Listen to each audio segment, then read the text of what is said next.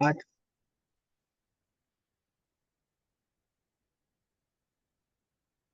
नमो अरिहन्ताण नमो सिद्धाणं नमो आयुरीयाणम् नमो वज्रायाणम् नमो लोये सवसाहुनम्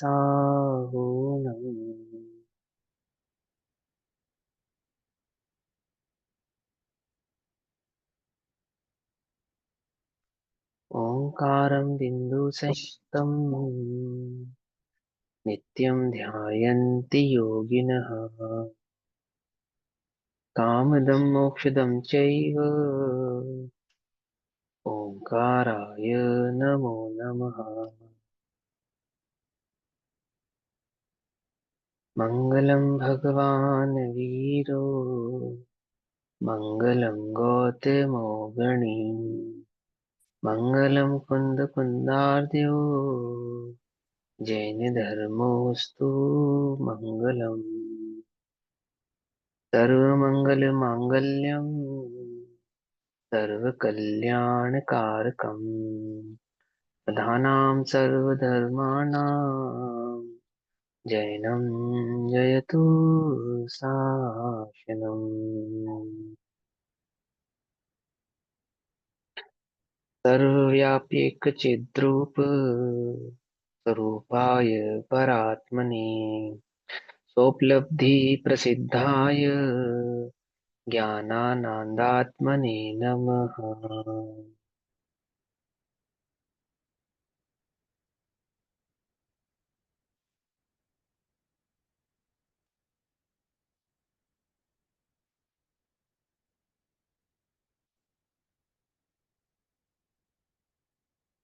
हमारी दोपहर कालीन कक्षा का विषय चल रहा है श्री प्रवचन सारजी ग्रंथ। श्री प्रवचन सारजी का स्वाध्याय हम सभी आचार्य अमृत चंद्र देव द्वारा रचित तत्व प्रदीपिका और आचार्य जयसेन द्वारा रचित तात्पर्य वृत्ति टीका के आधार से कर रहे हैं। इन टीकाओं में पेज नंबर 57, गाथा नंबर 21, भाई तत्व प्रदीपिका। हाँ भाई 54 नंबर पेज पर एक बीच में एक लाइन आई थी कि जब वो कवला आहार की बात आ रही थी ना 54 नंबर पेज पर, हाँ जी। असाता वेदनीय कर्म के उदय की अपेक्षा से केवली हम्म भगवान को साता हम्म वेदनीय कर्म का उदय अनंत गुणा है। अब ये जो हम्म बात आई कि असाता वेदनीय कर्म के उदय की अपेक्षा से, क्या वहां पे हम्म असाता वेदनीय कर्म का भी रहता है सत्ता में? वो असाता आप पिछली कक्षा कक्षा आप सुनते तो उसमें मैंने ये बात बतलाई थी, है ना। कक्षा सुनो, आप उसमें डिटेल में बताया ये बात। करणान योग की अपेक्षा से, सिद्धांत ग्रंथों की अपेक्षा से, जो चार घातिया कर्म अभाव होने के पश्चात चार अघाती कर्म अरिहंत भगवान को विद्यमान है, उन चार अघाती कर्मों में जो वेदनीय कर्म है वो मात्र साता रूप सत्ता में नहीं है, वहां आंशिक रूप से असाता भाव भी सत्ता में मौजूद है। क्यों? क्यों है? क्योंकि जो देह है ना, देह, देह औदारिक देह, परमोदारिक ही क्यों ना हो, उस देह को जो भोजन आदि आदि संबंधी भाव हैं उनका वहां पे अभी क्षेपशम पड़ा हुआ है ना। जो देह आदि के परिणमन में जिन जिन चीजों की निमित्त की आवश्यकता है ना, वो वहां विद्यमान है, अभी उपस्थित है।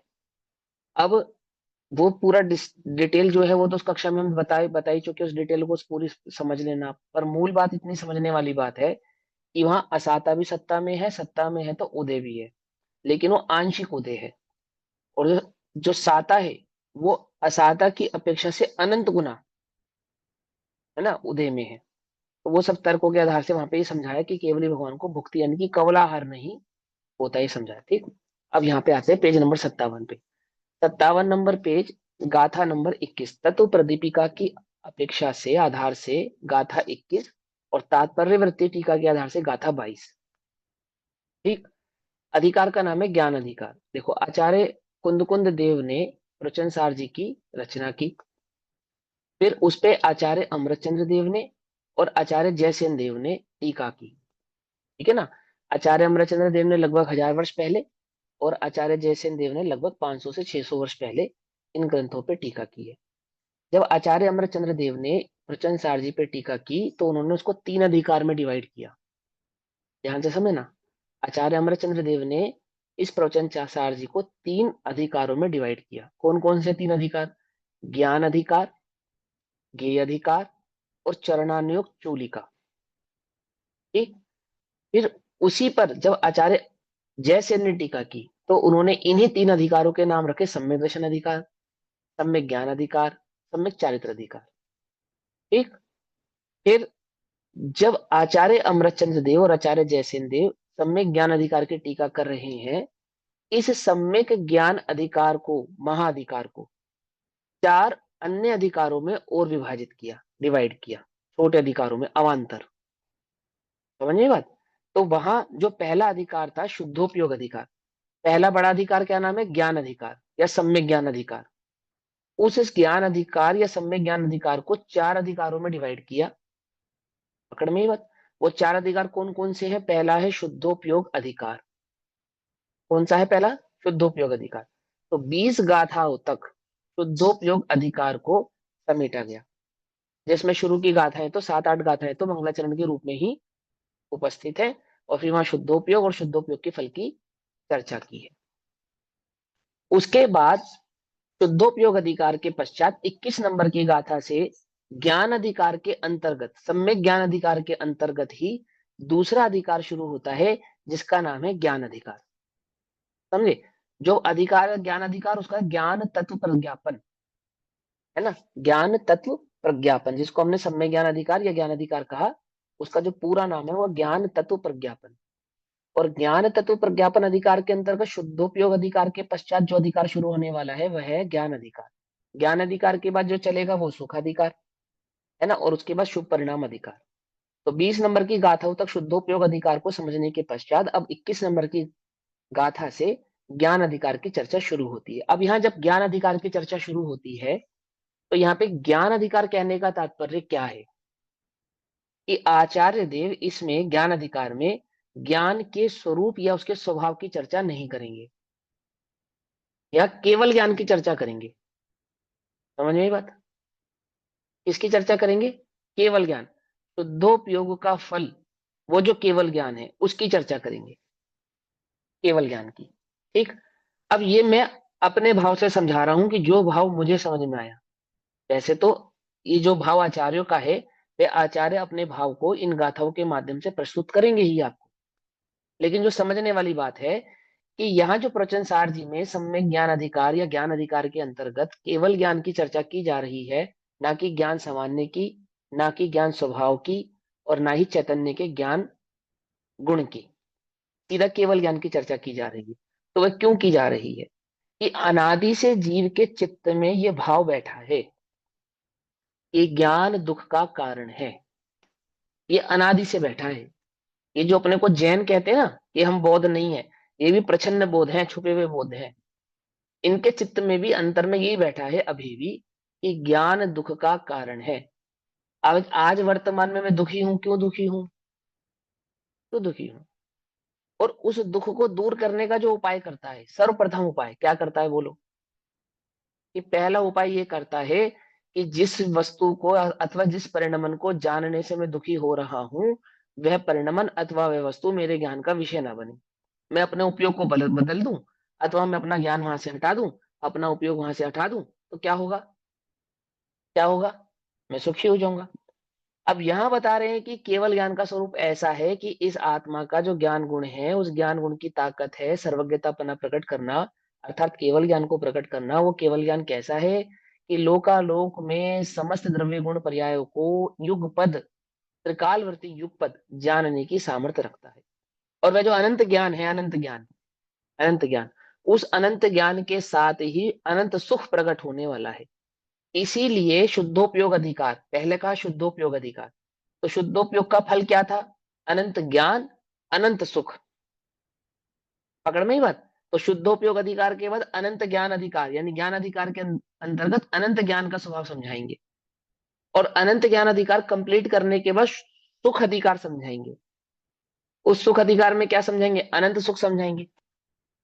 बात समझ में आ रही है नहीं आ रही है? वस्तु का स्वरूप कैसा है, वस्तु का स्वभाव कैसा है, वस्तु कैसी है, ये इस प्रवचन सार के माध्यम से बतलाया जा रहा है। वो आत्मा, वह आत्मा जिसका ज्ञान लक्षण मुख्य है, वो ज्ञान जो निराकुल सुख का द्योतक है, अर्थात स्वभाव से ही निराकुल है, सुख का सागर है, उसका स्वरूप कैसा है, उसकी सामर्थ्य कैसी है, और वह जो सुख और जो ज्ञान है वो शुद्धोपयोग के भाव से बल से प्रकट होता है। पकड़ में ही बात नहीं पकड़ में ही? समझ में आती है? पहले अधिकार में जो ज्ञान अधिकार, जिसको हमने सम्यक ज्ञान अधिकार या ज्ञान तत्व प्रज्ञापन कहा, उसके अंतर्गत जो 20 गाथाओं में शुद्धोपयोग अधिकार कहा है, उसमें तो प्रेरणा करी है कि तुम शुद्धोपयोग को प्रकट करो। पकड़ में ही बात? क्या प्रेरणा करी है उसमें कि आप शुद्धोपयोग को प्रकट करो। अब इन 20 गाथाओं के पश्चात शुद्धोपयोग क्यों प्रकट करें, और प्रकट करने के पश्चात वो जो अनंत दर्शन और अनंत सुख हमको प्रकट होने वाला है, उसका स्वभाव कैसा है ये बतलाया जाएगा। अर्थात अनंत ज्ञान सर्वज्ञता का स्वभाव कैसा है, अनंत सुख का स्वभाव कैसा है, ये बात अब इस प्रवचन सार जी में आपको ज्ञान तत्व प्रज्ञापन के आधार से समझाई जाएगी। समझ में आती बात नहीं समझ में आती? पकड़ में आती है? अनंत दर्शन और अनंत सुख, दर्शन माने वह दर्शन के अंदर सुख, दर्शन के अंदर ज्ञान निहित है। केवल ज्ञान के जो स्वरूप में अनंत दर्शन कहना, अनंत ज्ञान कहना एक ही बात है ना। दर्शन के बिना ज्ञान नहीं होगा, ज्ञान के बिना दर्शन नहीं होगा, अंतर्गत है वो दोनों। और अनंत सुख, तो सबसे पहले सर्वज्ञता का स्वरूप समझाएंगे कि सर्वज्ञता किसे कहना, सर्वज्ञता का स्वभाव कैसा है, सर्वज्ञता है क्या, चीज क्या है सर्वज्ञता। क्योंकि लोक में अभी तक इस जीव ने सर्वज्ञता के ही स्वरूप को ढंग से समझा नहीं है, भली प्रकार से जाना नहीं है। पकड़ में ही बात में पकड़ में ही? जो सर्वज्ञता हमें प्रकट होने वाली है, अथवा जिस सर्वज्ञता को प्रकट करने का हम उद्यम कर रहे हैं, वो सर्वज्ञता है क्या चीज, उसका स्वभाव कैसा है, वह कार्य कैसे करती है, और उसमें जानने की जो क्षमता है वह कैसी है।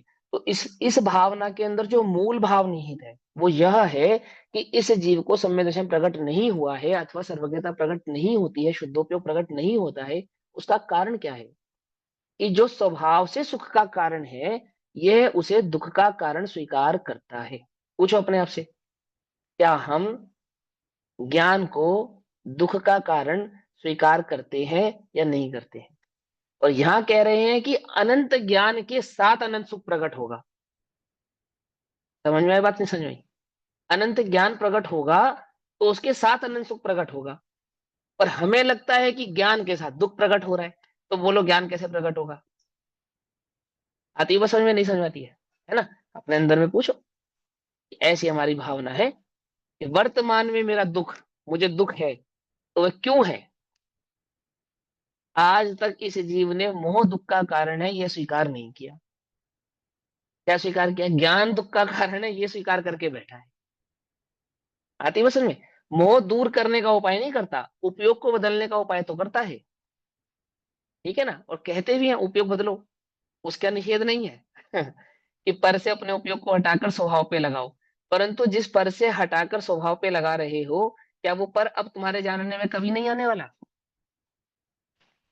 कि वो सर्वज्ञता में वो पर भाव सब जानने में आएंगे, तुम उन्हें रोक सकते नहीं हो। समझे नहीं समझे? और उनको जाने बिना कैसी सर्वज्ञता? क्या कहा?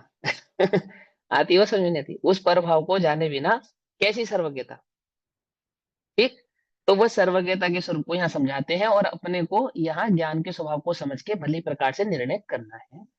जो बाबूजी कहते हैं ज्ञान पर को व्यवहार से जानता है, केवल ज्ञान में जो प्रभाव जानने में आते हैं वो व्यवहार से जानने में आते हैं, वो भाव भी अभी इन्हीं गाथाओं में आने वाला है। ठीक है ना? वो भाव भी इन्हीं गाथाओं में आएगा कि केवल ज्ञान पर को व्यवहार से जानता है, लेकिन उसके स्वरूप को भली प्रकार से हमें समझना पड़ेगा। ठीक है न? क्योंकि वो स्वरूप नहीं समझने के कारण देखो मुमुक्षु जगत में क्या हुआ, दो दो फाड़ हो गए, दो दो ग्रुप बन गए। एक ग्रुप जो ये स्वीकार करता है कि केवल ज्ञान स्व पर प्रकाशक होने से स्वर पर को निश्चय से जानता है, अथवा जो व्यवहार से कहना है उसका भाव ऐसा नहीं कि जानता ही नहीं है। और एक भाव ये कहता है कि केवल ज्ञान पर को जानता ही नहीं है ना? अब ये मिस्टेक बाबूजी की तरफ से नहीं है, बाबूजी को समझने वालों की तरफ से तो हो सकती है, क्योंकि जहां तक हमने बाबूजी को सुना पढ़ा, हमें ऐसा नहीं लगा कि बाबूजी ऐसा स्वीकार करते हैं कि केवलानंद पर को जानता ही नहीं है। जब वो ये कह रहे हैं कि पर को जानता ही नहीं है, तो उस समय वो शुद्धोपयोग का बल प्रकट करना चाहते हैं, आत्मा के तरफ अपने उपयोग को, है ना, लगाने का बल देना चाहते, तो ऐसा कह रहे हैं। लेकिन ऐसा नहीं मानते कि जानता ही नहीं है, निषेध ही कर दिया हो। तो उसके स्वभाव और स्वरूप को यहाँ ज्ञानाधिकार के माध्यम से हम डिटेल में समझेंगे। अब सुनो, आज ज्ञानाधिकार शुरू करते हैं 21 नंबर की गाथा से। और गाथा नंबर 21 क्या कहते हैं? अथः ज्ञान स्वरूप प्रपंचम। सबसे पहले एक शब्द यही है, ज्ञान स्वरूप प्रपंचम। प्रपंच मतलब, प्रपंच का क्या अर्थ होता है? कि लोक में हम प्रपंच का अर्थ किस मामले में निकालते हैं? नेगेटिव, नेगेटिव अर्थ निकालते हैं ना प्रपंच का। षड्यंत्र। उलझना, षड्यंत्र, हाँ, झंझट, कॉन्स्पिरेसी। उलझना। हाँ, झंझट कि बोलते भैया हैं हम, प्रपंच का, हाँ, झंझट। झंझट प्रपंच, और हमें ज्यादा प्रपंच में नहीं पड़ना, है ना, ऐसे कहते हैं ना। लेकिन ये इसका शब्द नय का अर्थ नहीं है। क्या कहा? ये इसका रूढ़ी संविरूढ़ अर्थ है। याद है पुरुषार्थ सिद्धि उपाय में हम पढ़ रहे हैं ना अभी, और हमने तत्वार्थ सूत्र आदि में नए पढ़े, शब्द नए, संविरूढ़ नए, है ना, व्यवहार नए, ये सारे पढ़ते हैं ना, शब्दों के अर्थ पढ़ते हैं। प्रपंच का जो वास्तविक अर्थ होता है, व्याकरण का अर्थ होता है, उसका अर्थ होता है विस्तार। विस्तार। हमें ज्यादा प्रपंच में नहीं पढ़ना, दैट मीन्स हमें ज्यादा विस्तार में नहीं जाना। लेकिन हमने उसका रूढ़िवाद अर्थ कर लिया है। रूढ़िवाद अर्थ क्या हो गया है? कि झंझट। प्रपंच का अर्थ हमने क्या निकाला? झंझट। झंझट अर्थ नहीं होता है। प्रपंच तो बहुत अच्छा शब्द है, बहुत बढ़िया अर्थ है। लेकिन वो, है ना, कि शब्दों का सही ज्ञान नहीं होने के कारण, अथवा उन शब्दों का रूढ़िवाद हो जाने के कारण, मैंने गलत जगह इस्तेमाल कर लेने के कारण, उनका अर्थ भी बदल जाता है। मैंने एक बार पहले ही बताया। जैसे मान के चलो कि कोई व्यक्ति, आप कोई बात कर रहे हो, कोई चर्चा कर रहे हो, और उसमें आकर आपको इंटरप्ट कर दिया, कोई ऐसी बात बोल दे जो आपकी बात से थोड़ी ज्यादा समझदार वाली बात हो, समझदारी वाली बात। तो आप उसको टोंट कसते हैं कि आया बड़ा कलेक्टर। क्या कहते हैं आप? ऐसा कहते हैं ना, तू बड़ा कलेक्टर है। तो कलेक्टर कहने का तात्पर्य क्या है वहां पर? कि कलेक्टर एक अच्छा शब्द है, बुरा शब्द तो नहीं है, एक अच्छी पोस्ट का नाम है। लेकिन वो अच्छी प्रबंधक पोस्ट का नाम जो कलेक्टर है, वहां उसको टोंट वे में कहा जाता है, आया बड़ा कलेक्टर। ऐसा कहते नहीं कहते? ये जो शब्दों का प्रयोग करना है, ये हमारा कोई नया काम नहीं है, प्राचीन काल से करते आ रहे हैं हम। जैसे एक बहुत बुरा शब्द हो गया समाज के अंदर, जमादार। फिर महात्मा गांधी ने उसको बदल के कर दिया हरिजन। कर दिया नहीं कर दिया? जबकि जमादार एक बहुत अच्छा शब्द है, बुरा शब्द नहीं है, बढ़िया शब्द है। जमादार का मतलब होता है जो खोया पाया विभाग का इंस्पेक्टर होता है ना, खोई हुई अथवा मिली हुई वस्तुओं का जो हेड होता है, इंस्पेक्टर, उसका, उसको कहते हैं जमादार। यानी आप अपनी खोई हुई अथवा किसी की पाई हुई वस्तु की रिपोर्ट जाके वहां जमा करा दें, उसको कहते हैं जमादार। अब क्या हुआ कि बाजार में जो कूड़ा इकट्ठा करने आता था, तो लोग उसको टोंटिंग वे में कहते थे, जमादार आ गए, टोंट वे में। समझे? जैसे बच्चों को टोंट कहते हैं लाड साहब। कोई बच्चा आपकी डिमांड कर ले ना, थोड़ी अच्छी चीज की डिमांड कर ले, तो आप क्या कहते हो? कि आप कहीं कहीं कहीं के लाड साहब हैं। अब लाड साहब कहने का मतलब होता है वो लॉर्ड, मतलब कि बड़े घर का लड़का, लॉर्ड, LORD, लॉर्ड। उसका हिंदी में लाड कर दिया। पकड़ में ही बात नहीं? पकड़ में? ऐसे ही ये जो प्रपंच शब्द है, ऐसे बहुत सारे अर्थ हैं। जैसे पाकिस्तान, अपने यहाँ क्या तहखाने को कहते हैं पाकिस्तान, टॉयलेट को। और पाकिस्तान का अर्थ होता है साफ सुथरा स्थान। तो अपने यहाँ जो सबसे गंदा स्थान है, उसका नाम रख दिया हमने पाकिस्तान। पकड़ में ही बात नहीं? पकड़ में? ये हमारी पुरानी आदत है। भाषा विज्ञान के कारण हम ऐसा करते हैं, क्योंकि आज भी है ना, हिंदी और कन्नड़ की लड़ाई है, नहीं लड़ाई है। वहां तेलुगु कन्नड़ में क्या लड़ाई चल रही है कि आप हिंदी नहीं बोलेंगे। वो हिंदी वाला कह रहा है कि हिंदुस्तान हिंदी की भाषा है, आदि आदि, ऐसे चल रहा है ना आपस में, चल रहा है। जब भाषा विज्ञान पढ़ोगे, आप जानोगे कि कितने अच्छे अच्छे शब्द थे जो बहुत बुरे बुरे शब्दों में कन्वर्ट कर दिए गए। इतनी तो गालियां ऐसी हैं, अपशब्द ऐसे हैं, जिनका वास्तविक अर्थ तो बहुत बढ़िया है व्याकरण में। लेकिन वो सारी की सारी आज की डेट में क्या हो गई है? अपशब्दों में कन्वर्ट हो गई है। ठीक, निकम्मा माने बहुत बड़ा। जैसे। हाँ, निकम्मा है, ऐसे ना। ये तो बहुत छोटे शब्द हैं, बड़े बड़े शब्द भी ऐसे हैं जो अच्छे हैं, जिनका वास्तविक मतलब तो बहुत अच्छा है। लेकिन वो बदल गए हैं किसमें? रूढ़िवादिता के कारण। तो हमें देखो, आगम के अंदर शब्द पढ़ाए जाते हैं ना, शब्द नए, रूढ़ी रूढ़ी नए, संविरूढ़ नए, व्यवहार नए, ऐसे करते हैं ना, व्याकरण आदि के भाव समझाए, क्यों समझाए जाते हैं? कि जरूरी नहीं है कि जब वो शब्द कहा जा रहा है तो उसका अर्थ वही है जो आप जानते हैं। आपको समझना पड़ेगा। जैसे यहाँ शब्द आ गया ज्ञान स्वरूप प्रपंच। तो ज्ञान का झंझट नहीं समझा रहे हैं यहाँ पे, ज्ञान का विस्तार समझा रहे हैं। ज्ञान का स्वभाव समझा रहे हैं, ज्ञान का स्वरूप समझा रहे हैं। अब हम ज्ञान के स्वरूप को विस्तार से कहेंगे। पकड़ में ही बात। प्रपंच माने विस्तार से कहेंगे, झंझट नहीं। समझ में ही बात, ऐसा समझ तो तेरा अथा ज्ञान स्वरूप प्रपंचम। प्रपंचम समझ में ही। तो एक और उदाहरण देता हूँ, एक बहुत अच्छा उदाहरण है, मैंने कहाँ सुना था। वैसे तो व्याकरण की किताबों में भी ही है, और हिंदी जो शब्द आदि के फेर बदल हुए ना, उन फेर बदलों में उसका, हाँ, पिल्लई एक शब्द है, पिल्लई। पिल्लई है ना, कास्ट है एक पिल्लई। साउथ इंडिया की तरफ जाओगे, वहां एक कास्ट है पिल्लई। क्या अर्थ होता है उसका? पिल्लई का अर्थ होता है सुपुत्र। क्या अर्थ होता है? सुपुत्र, है ना।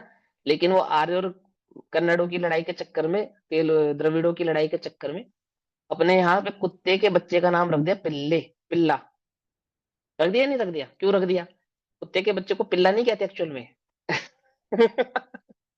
लेकिन वो जो पिल्ला नाम रखा गया है, वो टोंटिंग वे में रखा गया है, जबकि उसका वास्तविक अर्थ होता है सुपुत्र, साउथ में। समझ में? और यहाँ उसका अर्थ क्या कर दिया? यहाँ उसका अर्थ कर दिया पिल्ला, यानी कुत्ते का पिल्ला। ऐसा।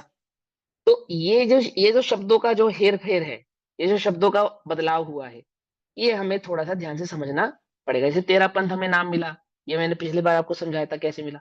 हमारा नाम नहीं है, अन्य से हमें प्राप्त हुआ है। ऐसे बौद्ध नाम प्राप्त हुआ बुद्ध के उपासकों को, बुद्ध। तो शब्द क्या है? बोधि, बोध। शब्द क्या है? बोध।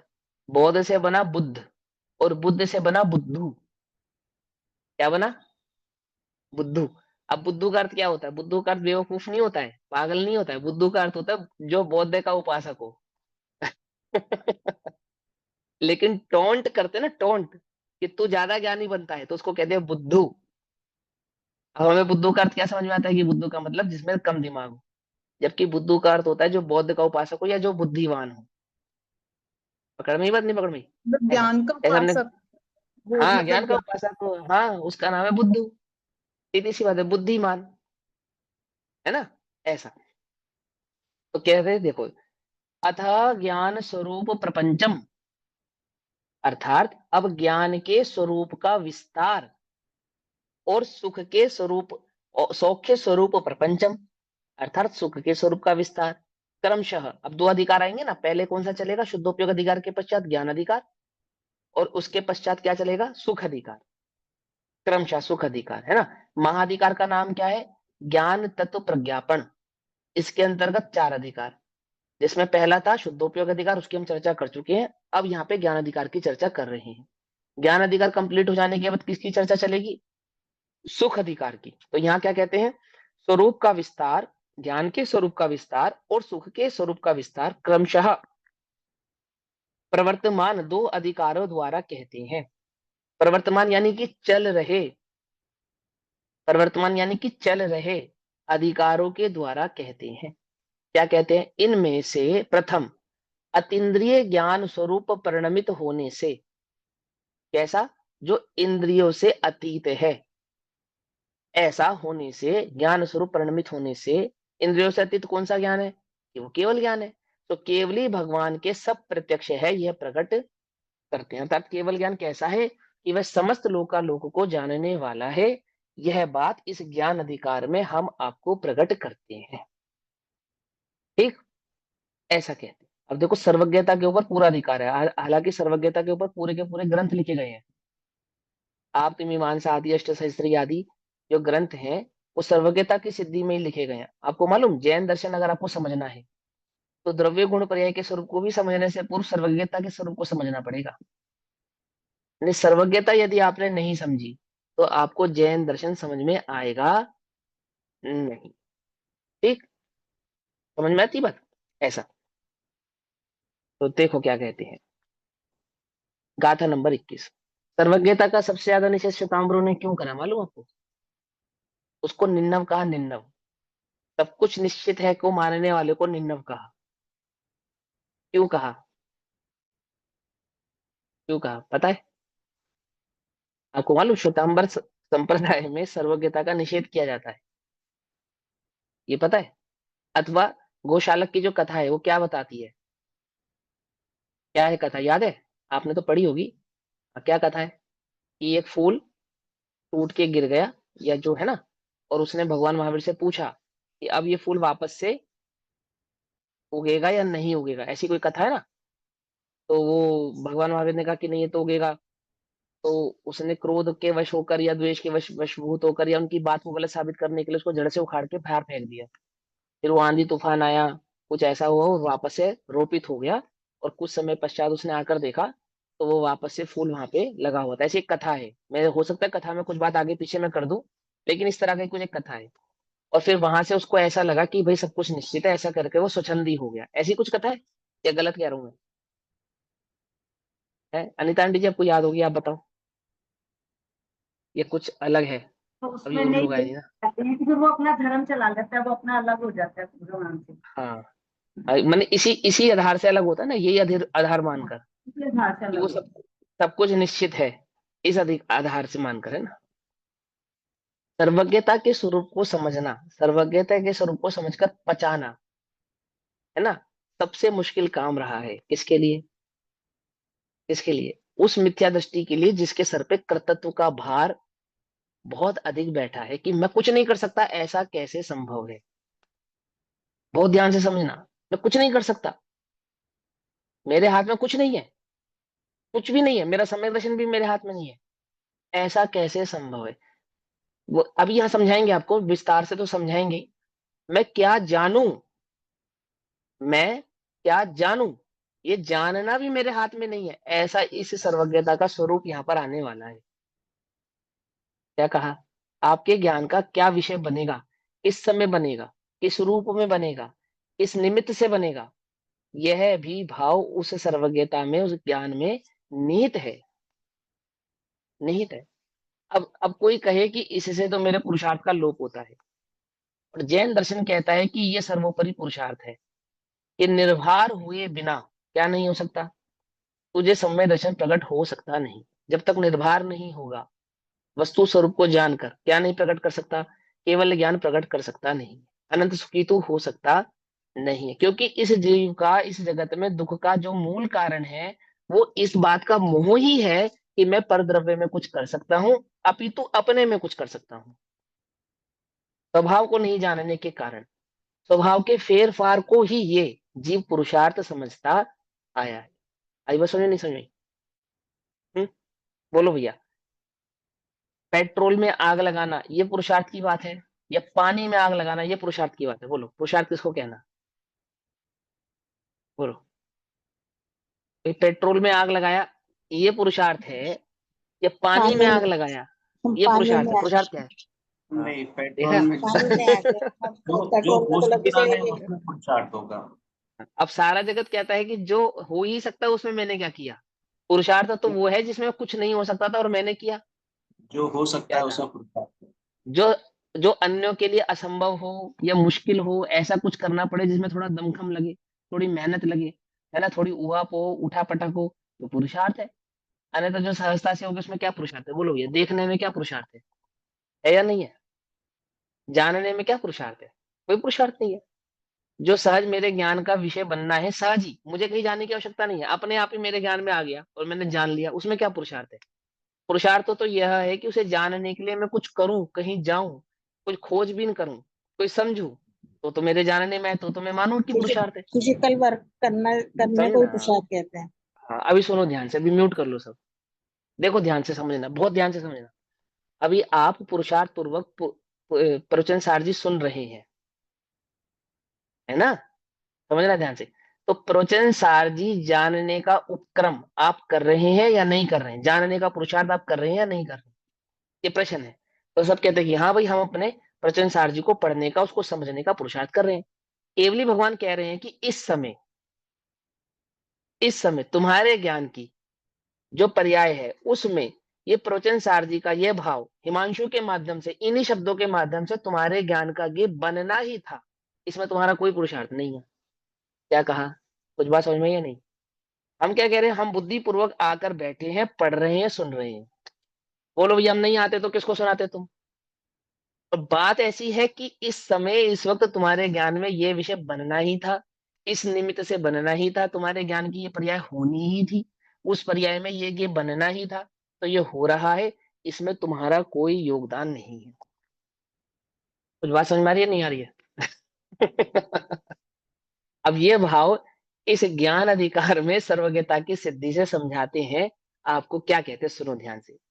गाथा नंबर 21 तत्व प्रदीपिका, और गाथा 21 नंबर की गाथा का ही 22 नंबर भी है। वो किसके आधार से है? वो आचार्य जयसेन द्वारा जो टीका लिखी गई है ना, तात्पर्य वृत्ति, उसके आधार से। तो नंबरों में कंफ्यूज नहीं होना। सुनो।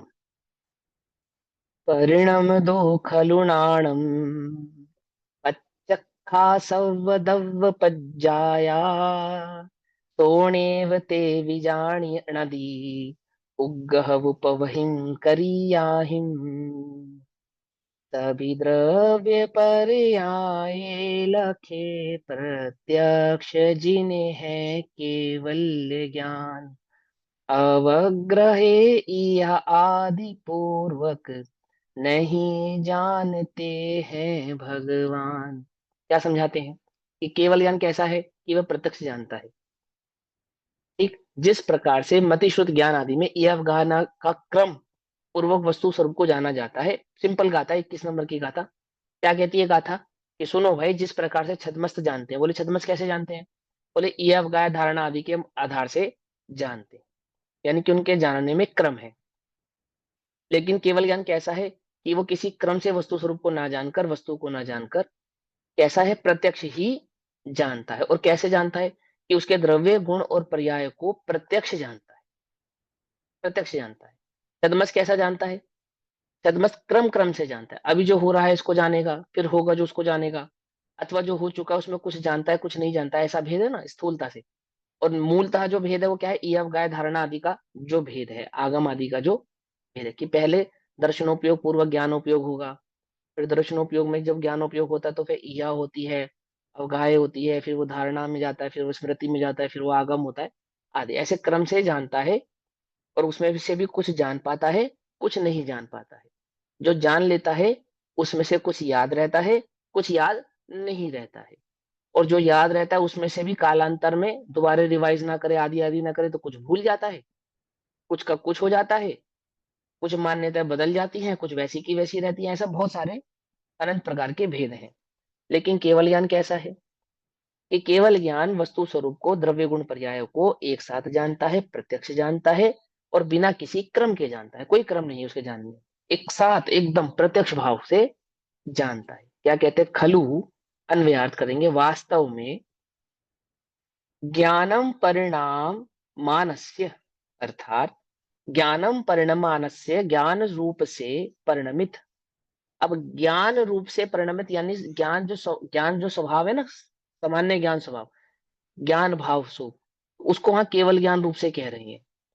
ज्ञान रूप से परिणमित कहने का मतलब है वहां पे केवल ज्ञान रूप से परिणमित जो ज्ञान है, ज्ञान रूप से परिणमित होते हुए केवली भगवान के ज्ञान रूप से, केवल ज्ञान रूप परिणमित करते हुए केवली भगवान नहीं, ज्ञान रूप से परिणमित होते हुए, करते हुए और होते हुए कुछ फर्क है या नहीं?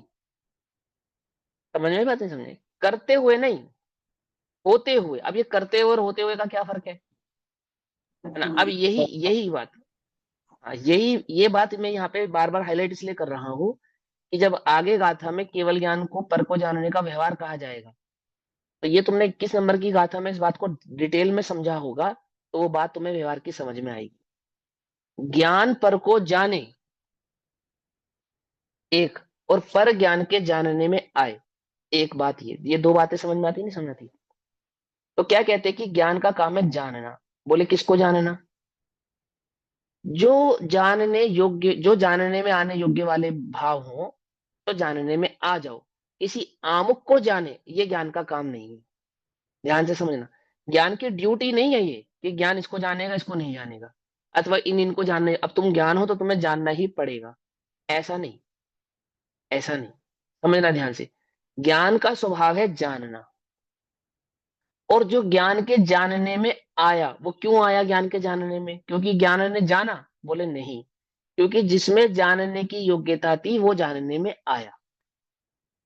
वो बातें समझ में आ रही है? दो कर्तव्य है यहाँ पे। ज्ञान का कर्तव्य ये नहीं है कि वो पर को जाने, ज्ञान का कर्तव्य है कि वह जाने, सहज जाने। देखो दर्पण का क्या काम है? झलकाना। तो प्रश्न उठेगा कि किसको झलकाएगा और किसको नहीं झलकाएगा। ऐसी कोई शर्त है दर्पण में कि दर्पण किसको झलकाएगा और किसको नहीं झलकाए? ऐसी किसी शर्त के साथ झलकाता है क्या दर्पण?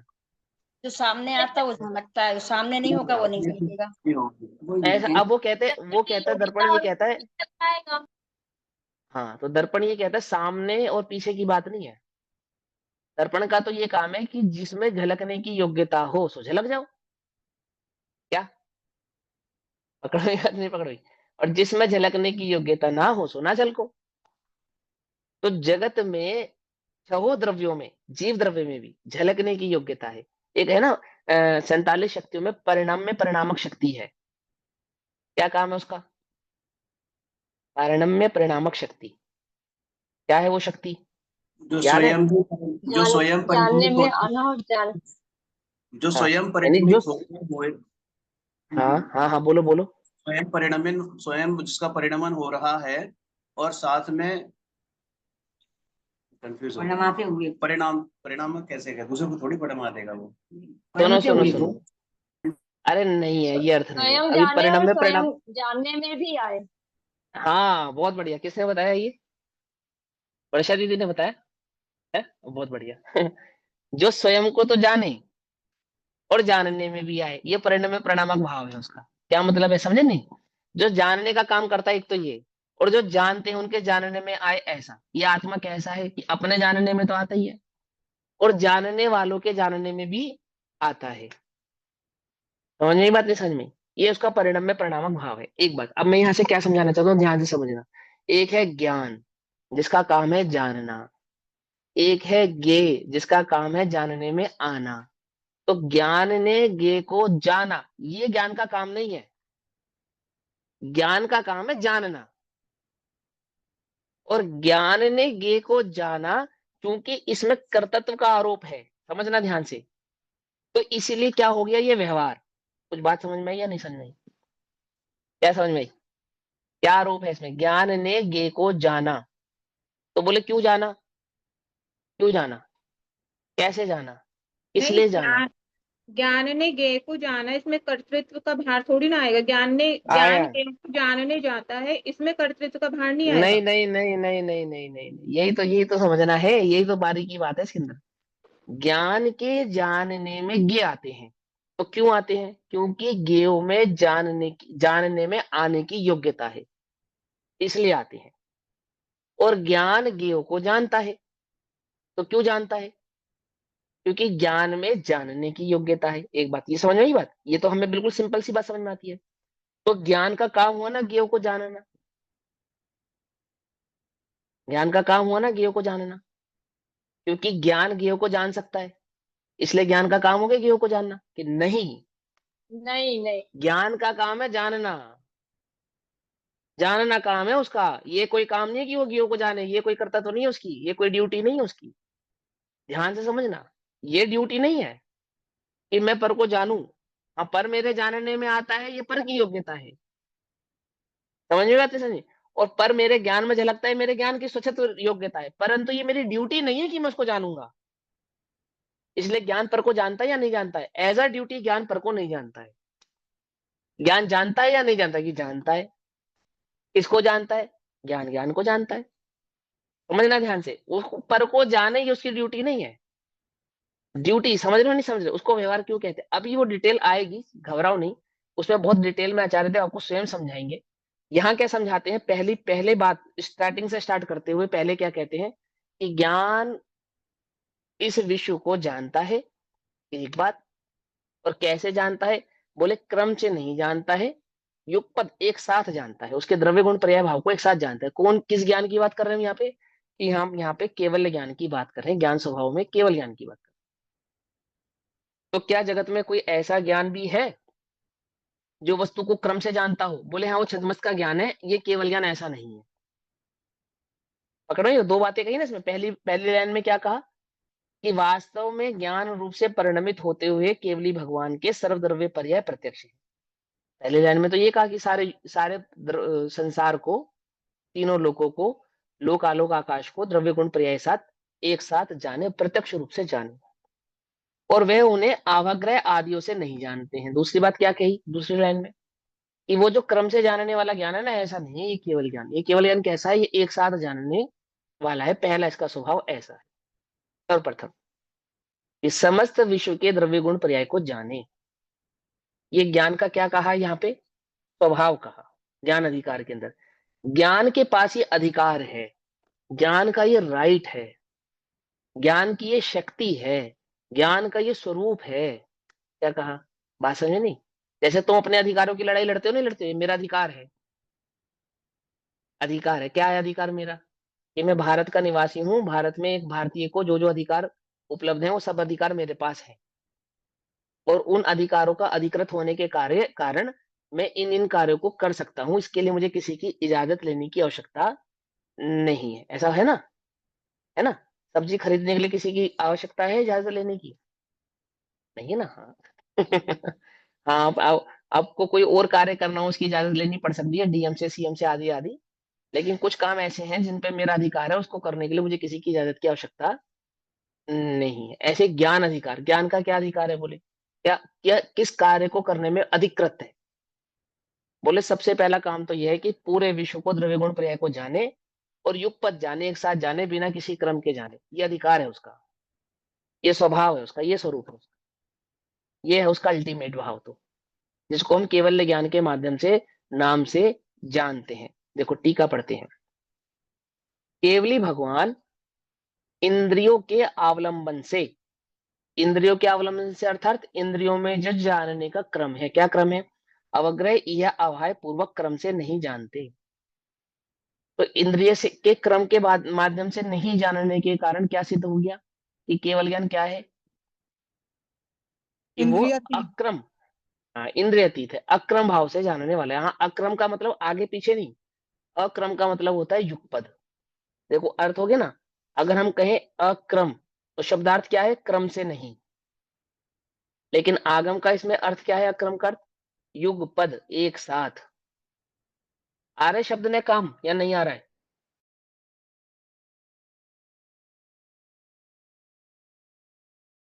इस काम आते हैं। ठीक, आगे कहते सुनो। किंतु स्वयमेव समस्त आवरण के क्षय के क्षण ही, अर्थात समस्त आवरणों का जो क्षय हुआ था, जिस समय हुआ था क्षण ही, तो समस्त आवरणों का क्षय कैसे हुआ था? किसने किया था समस्त आवरणों का क्षय? तो यहां लिखा है स्वयमेव। नोटिस करो इस बात को। समस्त आवरणों का क्षय कैसे हुआ? स्वयमेव हुआ। केवली ने क्या करा?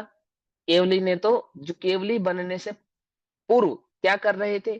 कि कर्म के आवरण का क्षय नहीं कर रहे थे, आत्मा का आनंद ले रहे थे, शुद्धोपयोग में थे, स्वरूप में लीन थे। और कर्मों का आवरण का क्या हो रहा था? कि क्षय हो रहा था। कौन कर रहा था?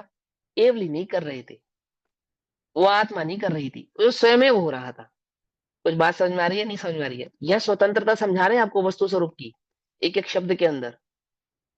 कर्मों के आवरण का क्षय कैसे हुआ? स्वयमेव।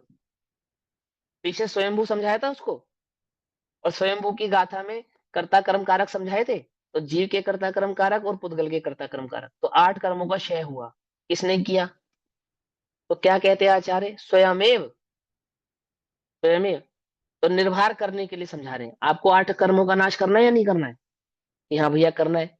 बोले तुम कर ही नहीं सकते। ये कैसी बात कर रहे हो? 8 कर्मों का नाश नहीं करूंगा तो मेरा कल्याण कैसे होगा? बोले 8 कर्मों का नाश करने से कल्याण नहीं होगा। उल्टा नहीं पकड़ना। तो क्या करने से होगा? बोले शुद्धोपयोग में वर्तने से होगा। तू आत्मा है ये जान, तो सुख का सागर है इसका अनुभव कर, इससे तेरा कल्याण होगा। और फिर 8 कर्मों का क्या होगा? कि वो स्वयमेव। और फिर गुण स्थानों का क्या होगा? कि स्वयमेव। और फिर उस लोकालोक का क्या होगा? कि स्वयमेव। आई बात समझ में? नहीं समझ में? समझ में आती है बात? ऐसे चलेगी ये कहानी। देखो क्या कहते हैं। यह अवाय पूर्वक क्रम से नहीं जानते। वो केवल ज्ञान कैसा है कि यह वाय पूर्वक कर्म से नहीं जानता, किंतु स्वयमेव समस्त, ये टीका में भी लिखा है ऊपर संस्कृत में, आप चाहो तो पढ़ सकते हैं, बोल्ड अक्षरों में लिखा ना जस्ट इसके ऊपर, स्वयमेव समस्तावरण क्षय क्षण एवानादंत आद्यनंता हेतुक साधारण भूत ज्ञान स्वभावमेव, ऐसा लिखा ना, पूरा एक लाइन लिखी। क्या अर्थ है इसका? कि स्वयमेव समस्त आवरण के क्षय के क्षण ही अनादि अनंत अहेतुक और असाधारण ज्ञान स्वभाव को ही, अब देखो अहेतुक, इस ज्ञान में पर को जानने का कोई कारण हेतु नहीं है, स्वभाव है, स्वभाव है। पकड़ में बात, कारण से जाना नहीं, क्या कहते हैं, स्वभाव है। पेट्रोल में आग क्यों लगती है, क्या कारण से लगती है? स्वभाव है। रेत में से तेल क्यों नहीं निकलता? स्वभाव है। तिल में से तेल ही क्यों निकलता है? तिल में से ही क्यों निकलता है? क्योंकि तिल में होता है, स्वभाव है। अग्नि ही क्यों जलाती है, पानी क्यों नहीं जलाता? स्वभाव है। समझिए बात।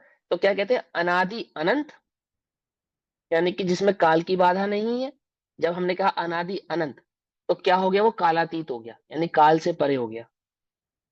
फिर क्या कहा, अहेतुक, कोई कारण नहीं है, और असाधारण ज्ञान स्वभाव को ही, असाधारण ज्ञान स्वभाव कहने का क्या कारण है, जो अन्य के पास नहीं है, एकमात्र जीव द्रव्य के पास है, ऐसा।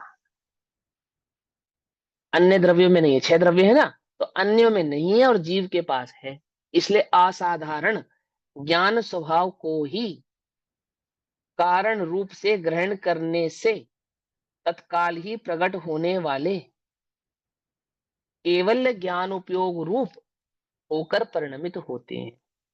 क्या कहा, 8 कर्मों का क्षय करके अथवा 4 कर्मों का क्षय करके, और एक ज्ञान स्वभाव का ही आश्रय लेकर, निज चैतन्य ज्ञान का ही आश्रय लेकर, किसी पर पदार्थ का प्रभाव का आश्रय नहीं लेते। क्या होता है, अनादि अनंत अहेतुक और असाधारण ज्ञान स्वभाव को ही, ज्ञान स्वभाव को ही, इस चैतन्य का ज्ञान स्वभाव है ना, उस ज्ञान स्वभाव को ही क्या होता है, कारण रूप से ग्रहण करने से। क्या मतलब है इस लाइन का? बोलो भैया, केवल ज्ञान प्रकट करने का कारण क्या है? तो क्या समझाया था, शुद्धोपयोग। शुद्धोपयोग का फल है ना केवल ज्ञान और केवल दर्शन। और शुद्धोपयोग क्या है, कि निज चैतन्य ज्ञायक भाव का आनंद अनुभव, उसकी स्थिरता, उसका नाम शुद्धोपयोग है। तो क्या लिखा है यहाँ पे, जो असाधारण ज्ञान स्वभाव है, उस असाधारण ज्ञान स्वभाव को ही कारण रूप से ग्रहण करने से, अर्थात एक शुद्धोपयोग को ही ग्रहण करने से तत्काल ही प्रकट होने वाले, शुद्धोपयोग को ग्रहण करने से क्या होता है, तत्काल ही प्रकट होता है। क्या प्रकट होता है, बोले केवल ज्ञानोपयोग रूप होकर परिणमित होता है, अर्थात उस आत्मा को केवल ज्ञान प्रकट होता है। आई लाइन का अर्थ समझ में आया, सिंपल। आगे क्या कहते हैं, इसलिए अब वो जो केवल ज्ञान प्रकट होता है, इसलिए उनके, उनके माने जिनको केवल ज्ञान प्रकट हुआ है, उनके समस्त द्रव्य क्षेत्र काल और भाव का अक्रमिक ग्रहण होने से, आगे शब्द यहाँ पे अक्रमिक ग्रहण होने से, अक्रमिक का मतलब क्या है, युगपद, युगपद। एक साथ ग्रहण होने से, जिसमें क्रम नहीं है, आगे पीछे का क्रम नहीं भैया, है। जैसे हाँ। हमने अक्रम अक्रम का अर्थ बताया युगपद, तो ये तो हो गया एक शब्द साथ। नय। हाँ, ये तो हो गया शब्द नय। और जब हम अक्रम का अर्थ करेंगे कि क्रम से नहीं है, तो ये हो गया संभिरूढ़ नय। नहीं, जो जो अक्रम का अर्थ होता है, उसका अर्थ होता है क्रम से नहीं होना, क्रम हम्म। से नहीं होना। तो हम क्रम से नहीं होने का, अब ये तो हुआ इसका शब्दार्थ, क्रम से नहीं होना ये तो क्या शब्दार्थ। अब इसके भावार्थ 2 प्रकार के हैं। संभिरूढ़ भावार्थ कहता है शफल, शफलिंग मतलब कि आगे पीछे या बिखरा हुआ। तो बिखरे हुए को हम अक्रम समझते हैं। तो लोक में अक्रम का मतलब होता है बिखरा हुआ, कि सारे बच्चे लाइन से खड़े ठीक। हो जाओ, क्या मतलब है, ठीक है। कि अभी आप एक क्रम में नहीं खड़े हैं, आप बिखरे हुए हैं, हम्म। ये संभिरूढ़ ठीक। है। लेकिन जो ये इसका भावार्थ है वो क्या है, एक साथ, एक साथ, मतलब वो शब्द, युगपद। शब्दार्थ तो अक्रम का ही हो गया कि क्रम से नहीं है, वो शब्दार्थ नहीं हो गया, होना, बस शब्दनय ये हो गया शब्दार्थ है। एक साथ, हाँ और हाँ असंभिरूढ़ हो हाँ गया कि बिखरा हुआ। ठीक है। हाँ, बिखरा हुआ। समझ में आएगी बात, समझ में आएगी है ना, ऐसा। एक्चुअली क्या है कि शब्द मलेच्छ भी है ना जी, है या नहीं है? अब शब्द मलेच्छों की क्या कहानी सुनो, इतने उदाहरण बढ़े पड़े हैं आपको जगत में, आप सुनोगे तो हैरान हो जाओगे। सुनो ध्यान से।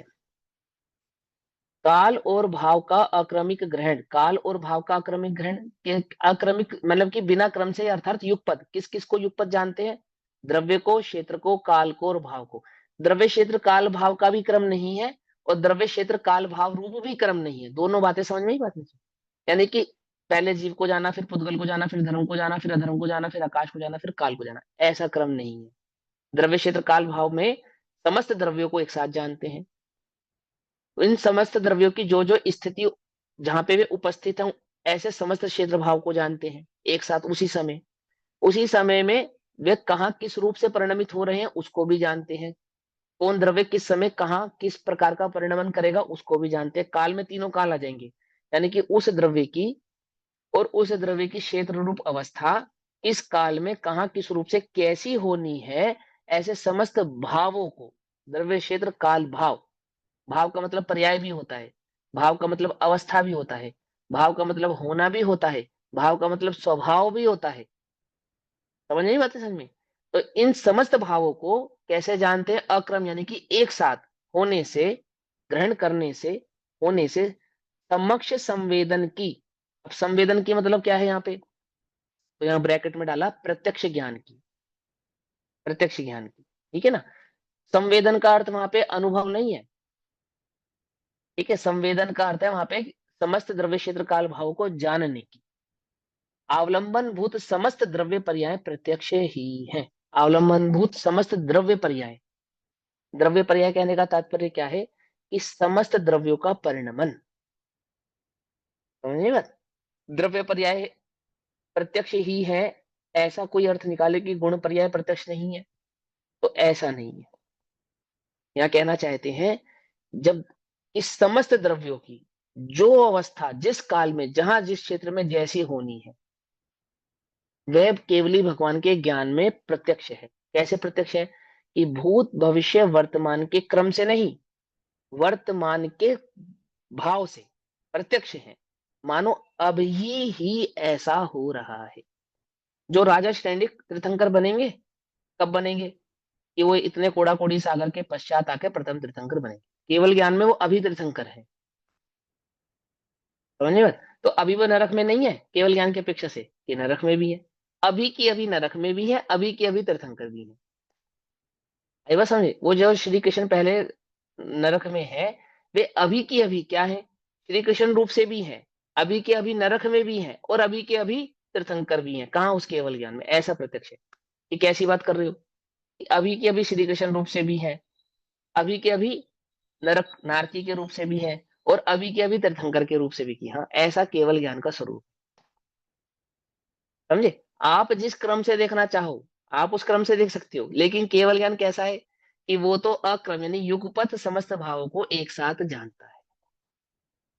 आई बस समझ में? ऐसा आप क्या कहते हैं? भावार्थ, जिनका ना आदि है और ना अंत है, अर्थात जिसमें काल का भेद नहीं है, तथा जिसका कोई कारण नहीं है, अर्थात किसी के कारण हो ऐसा नहीं है। अकारण है मतलब, अकारण है मतलब स्वभाव है।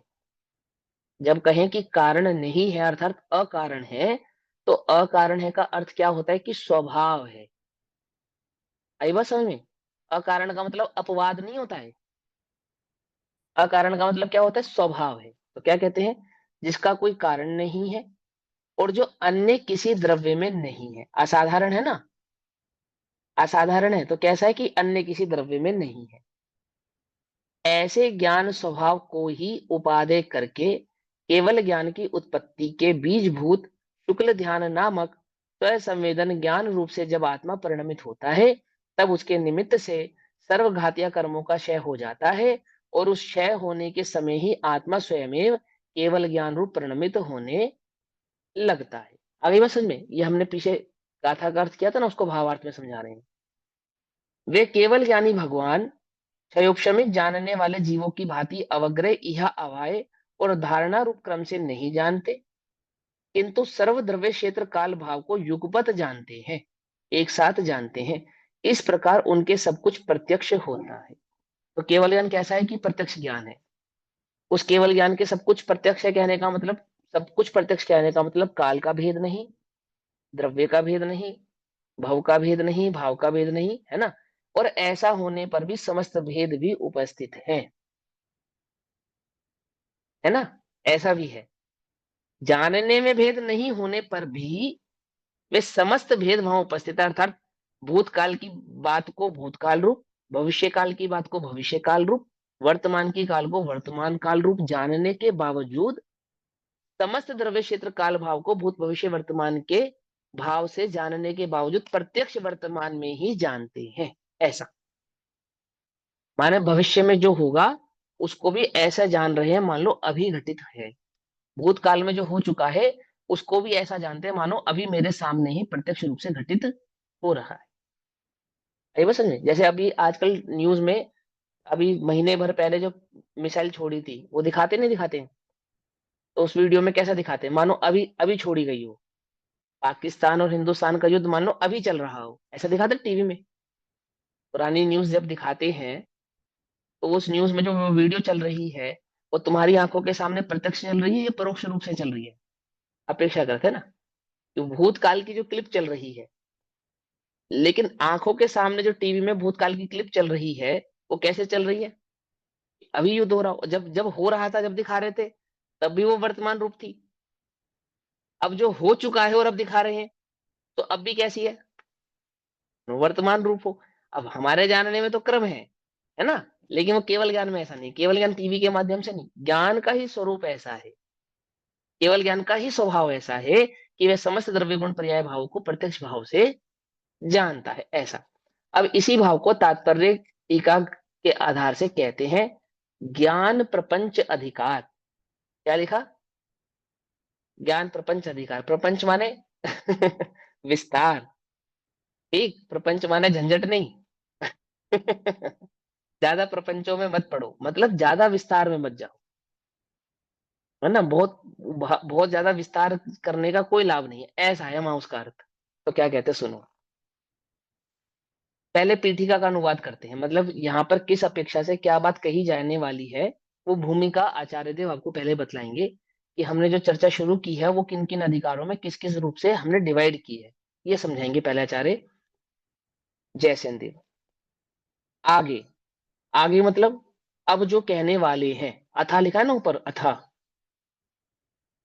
संस्कृत में लिखा ना, अथा ज्ञान प्रपंच प्रपंच विधानांतर अधिकार, अर्थात प्रपंच अधिकार के अभ्यंतर अंतर्गत। ऐसा आगे ज्ञान प्रपंच नामक अधिकार में 33 गाथाएं हैं। ये जो ज्ञान प्रपंच अधिकार यानी कि ज्ञान का विस्तार, इसको ज्ञान अधिकार हम कहते हैं। इन ज्ञान अधिकार में कितनी गाथाएं आएंगी, 33 गाथाओं में सर्वज्ञता का स्वरूप समझाया जाएगा, केवली भगवान कैसे जानते हैं और केवल ज्ञान का स्वरूप कैसा है, ये 33 गाथाओं में बतलाया जाएगा। उन भैया 33 गाथाओं को, हाँ यहाँ पे जो ज्ञानाधिकार का जहाँ पे हेडिंग दे रखी है वहां पर दे रखे गाथा 21 से 52 तक, तो वहां तो वो कैलकुलेशन 31 गाथा हुई, 2 में से 1 1 5 2 3 31, और यहाँ पे 33 गाथाएं दे रखी है। क्या चक्कर, 2 गाथाएं कौन सी है इसमें पे? क्योंकि क्योंकि इनकी गाथाएं जुड़ेंगी ना, जैसे नाचार्य देव की जो एक्स्ट्रा गाथा है वो इसमें आएंगी ना। अच्छा ठीक। आचार्य जैसे नाचार्य की गाथाएं भी तो है ना एक्स्ट्रा गाथा जो आचार्य अमरचंद्र की गाथाओं में काउंट नहीं होती है ना, टीकाओं में। ऐसा सुनो, ज्ञान प्रपंच अधिकार में 33 गाथाएं हैं। अब उन 33 गाथाओं को अभी डिवाइडेशन बतलाते हैं यहाँ पे कैसे कैसे। वहां 8 स्थल हैं, उन 33 गाथाओं को 8 स्थल में डिवाइड किया गया है। कैसे क्या है, उनमें प्रथम स्थल में केवल ज्ञान के सर्वप्रत्यक्ष होता है, ये बतलाए जाएंगे। इस प्रकार कथन की मुख्यता से परिणमदो खलु इत्यादि 2 गाथाएं हैं, ठीक। उसके बाद आत्मा और ज्ञान के निश्चय से असंख्यात प्रदेशपना होने पर भी व्यवहार से सर्वगतपना होता है इत्यादि कथन की मुख्यता से आदारणाण प्रमाणम इत्यादि 5 गाथाएं हैं। आत्मा ज्ञान प्रमाण आदि गाथाएं हैं। इसमें आत्मा को सर्वगत होता हुआ भी सर्वगत नहीं है। जैसे जैसे अद्वैत ब्रह्म व्यापियों ने क्या माना कि ब्रह्मा सर्वगत है, तो जैन दर्शन ने भी आत्मा को सर्वगत स्वीकार किया है, लेकिन उसकी सर्वगतता की अपेक्षा को यहाँ पे डिफाइन करेंगे कि किस प्रकार से वो सर्वगत है और किस प्रकार से वो सर्वगत नहीं है। ज्ञान की अपेक्षा से सर्वगत होता हुआ आत्मा परमाणुओं प्रदेशों की अपेक्षा से सर्वगत नहीं है, ये बात यहाँ पर समझाई जाएगी। यानी आत्मा की लंबाई चौड़ाई कितनी है और ज्ञान की लंबाई चौड़ाई कितनी है, और ऐसा होने पर भी ज्ञान आत्मा से बाहर नहीं है और ज्ञान आत्मा के भीतर भी नहीं है। समझे नहीं समझे? ज्ञान आत्मा प्रमाण होता हुआ भी लोक प्रमाण है और लोक प्रमाण होता हुआ भी लोक में व्यापक नहीं है, और व्यापक नहीं होता हुआ भी व्यापक है, ऐसे जानने की सामर्थ्यता को स्यादवाद से सिद्ध करेंगे। ठीक। यहाँ पर फिर क्या कहेंगे, इनके बाद ज्ञान ज्ञेय के परस्पर गमन के निराकरण की मुख्यता से नाणी नाण साहवो इत्यादि 5 गाथाएं हैं। अर्थात ज्ञान ज्ञेयों में प्रवेश नहीं करता और ज्ञान ज्ञेय ज्ञान में प्रवेश नहीं करते। इस प्रकार से नाणी ज्ञान साहवो आदि 5 गाथाएं आएंगी। तत्पश्चात निश्चय व्यवहार केवली के कथन की मुख्यता से जो ही सुदेण इत्यादि 4 गाथा सूत्र और हैं, जहां पे केवल ज्ञान पर पदार्थ को व्यवहार से जानता है। ये भाव भी इन गाथाओं के माध्यम से, इन 4 गाथाओं के माध्यम से आएगा। इसके बाद प्रवर्तमान इसके बाद वर्तमान ज्ञान में त्रिकाल संबंधी पर्यायों के ज्ञान संबंधी कथनादि रूप से तत्काली गेव सव्य इत्यादि 5 सूत्र हैं। अर्थात तत्काल इसी समय वर्तमान में ही द्रव्य गुण पर्याय का समस्त त्रिकाल भाव यानी कि भूत भविष्य वर्तमान, वर्तमान में ही इस केवल ज्ञान में उपस्थित है। ये भाव इन गाथाओं के माध्यम से समझाया जाएगा और आगे केवल ज्ञान बंध का कारण नहीं होता है ये समझाया जाएगा। अपितु यहाँ पे बेसिकली आपको ये समझाएंगे कि ज्ञान बंध का कारण नहीं है। तुमको क्या लगता है, ज्ञान बंध का कारण है या नहीं है? अच्छी अच्छी बातें जानो, बुरी बुरी मत जानो। जाने या नहीं जाने बोलो? जगत में जो कुछ बुरा बुरा है वो जानने लायक है या नहीं जानने लायक है? चुगलियां जानने लायक है नहीं जानने लायक है? कि नहीं भैया जानने लायक तो नहीं है। उल्टा नहीं पकड़ना। अब यहाँ पे ये समझाएंगे कि जानने से बंद नहीं होता है, राग और द्वेष से या मोह से बंद होता है, ये समझाएंगे। तुझे अनादि से राग द्वेष मोह को तो अभाव करने का उद्यम है नहीं, ज्ञान के अभाव के उद्यम में लगा पड़ा है कि ज्ञान नहीं होगा तो बंद नहीं होगा। नहीं नहीं भैया, ये नहीं जानना, नहीं जानने से क्या होगा? अरे भैया बहुत बुरे ख्याल है, ऐसे बुरे ख्याल नहीं आने चाहिए। क्यों नहीं आने चाहिए? कि बंद होगा। अरे जानने से बंद नहीं होता है, समझ? ये समझा रहे बार बार। मैंने ज्ञान को निर्भर और ज्ञान की निर्मलता, इसका ज्ञान करेंगे आपको कि ज्ञान बंद का कारण नहीं। आपको क्या कहते हैं बोलो? उसको मत जानो, उसको मत जानो, उसको मत जानो। क्यों मत जानो? आचार्य कहते हैं जानना बंद का कारण नहीं है। हाँ, उपयोग को भ्रमित करने की अपेक्षा से उपयोग को बहुत अधिक मत भ्रमाओ, ये तो कहेंगे। लेकिन तू जानने को ही बंद का कारण समझ लेगा, ऐसा कहने पर उसका निषेध करेंगे। आई बात समझ में? तो क्या कहते हैं कि वहां आगे केवल ज्ञान बंद का कारण नहीं होता है। फिर क्या कहते हैं, रागादि विकल्प रहित छद्मस्त ज्ञान भी बंद का कारण नहीं है। क्या क्या शर्त लगाई? छद्मस्त ज्ञान बंद का कारण नहीं है, परंतु कौन सा छद्मस्त ज्ञान? जो रागादि विकल्प रहित है वो छद्मस्त ज्ञान, ऐसा। किंतु रागादि बंध के कारण है इत्यादि निरूपण की मुख्यता से परिणमनीयम इत्यादि 5 गाथा सूत्र है। आगे केवल ज्ञान सर्वज्ञान को सर्वज्ञ पने से प्रतिपादन करते हैं इत्यादि व्याख्यान की मुख्यता से जम तक्कलीय मदिरम इत्यादि 5 गाथाएं हैं। और आगे ज्ञान प्रपंच के उपसंहार की मुख्यता से यानी कि समेटना, उपसंहार यानी कि समेटना या उसका संपूर्ण भाव समझा देना, से प्रथम गाथा है नमस्कार कथन द्वारा द्वितीय गाथा है। इस प्रकार नाभि प्रणमदी इत्यादि 2 गाथाएं हैं। इस प्रकार ज्ञान प्रपंच यानी ज्ञान का विस्तार नामक तृतीय अंतराधिकार में 33 गाथाओं द्वारा 8 स्थलों द्वारा समूह पीठिका है। यानी कि इस दूसरे अधिकार में 33 गाथाएं आएंगी और उन 33 गाथाओं को 8 भागों में डिवाइड किया गया है। और वो 8 भाग किस प्रकार से हैं, ये आचार्य जयसेन द्वारा आपको यहाँ बताया गया। अब जो गाथा नंबर 21 है, आचार्य जयसेन के अनुसार 22 है। उस 21-22 नंबर की गाथा की टीका आचार्य जयसेन यहाँ पर करते हैं। तो वह टीका अभी तो समय हुआ, हम कल पढ़ेंगे। तब तक के लिए सभी को जय जिनेन्द्र। ओम नमः सिद्धेभ्यः। निज निधि निज में बताई यह अनंत, उसके लिए जिनवाणी माँ को वंदना शतबार।